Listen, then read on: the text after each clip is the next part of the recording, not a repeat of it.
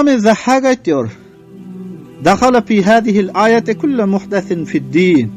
Dahil boldu şu ayetin özüne her dinde täze tapılan zatlar. Mübtedi'in ila yevmil kıyama. Bid'ati kıyamete çelli. Şu ayetin tahtına da şamil volt diyor. Her dinde täze tapılan zatlar. Her bid'ati kıyamete çelli. Bid'atını revaç vermek için gurrun ediverse, onun yanında oturman başka bir gurrun başlayınca. Hazreti Fudayl bin İyaz'ın şagirdi Abdüssemed aytıyor. Ben Fudayl bin İyaz'dan eşittim aytıyor dediler. İza ra'ayta mubtadiyan fi tariqin fakhuz fi tariqin akhara. Fudayl bin İyaz rahmetullahi aleyh alimi berjeste ve büzrük var. Bular ayttılar. Vaktiki bir bid'atini bir yolda görsen, din-u şeriatta, mezhepte, Kur'an-ı sünnette, fıkıh Hanefiyede yok bir gepleri ummat-ı Müslümanın içinde, Müslümanların içinde revaç verecek bolup yürün adam. Dinden däl dinden deyip merdime marifiyet ýön adamy bid'atini görsen bir yolda fahuz fi tariqin ahir. Sen başka bir yola gitdin. Ve la yurfa'u li sahibil bid'ati ila Allah azza ve celle amalun. Göterilmiyor bid'ati adam için Allah Teala'nın yanında amal. Muradın bid'ati olsa amalı kabul edilmiyor. İznin aytlar ve men aana sahibi bid'atin fakat aana ala hedmil İslam. Muradın bid'atiye kömek etse, o adam dini yıkmakla kömek etti. Şecaatın bir bid'ati bidat gurrunları başlasa, din-i şeriatta yok gurrunları başlap fetva veriverse, sen şu mecliste oturanmasan on yanından örle gayt.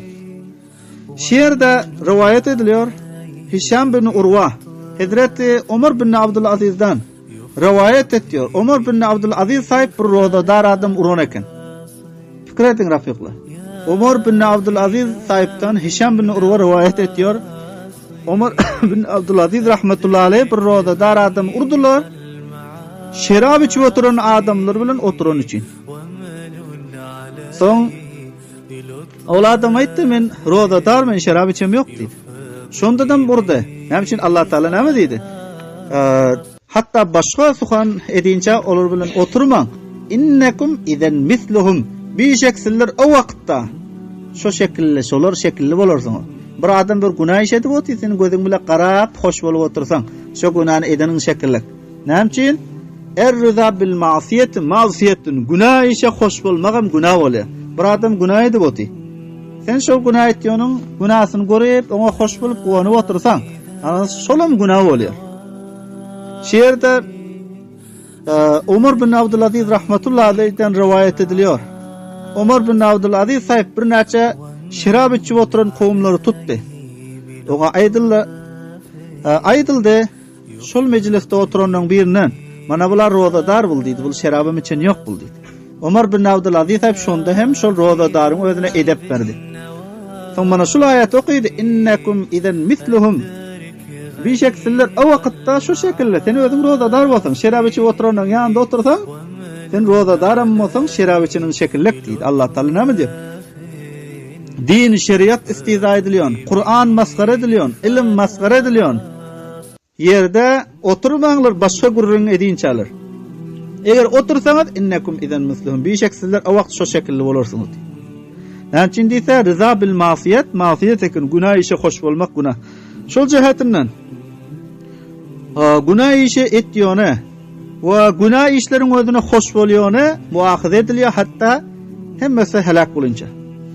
Ehli ilimler aýtýar şu ayetin özü innekum izen misluhum şu ayet delalet etýär.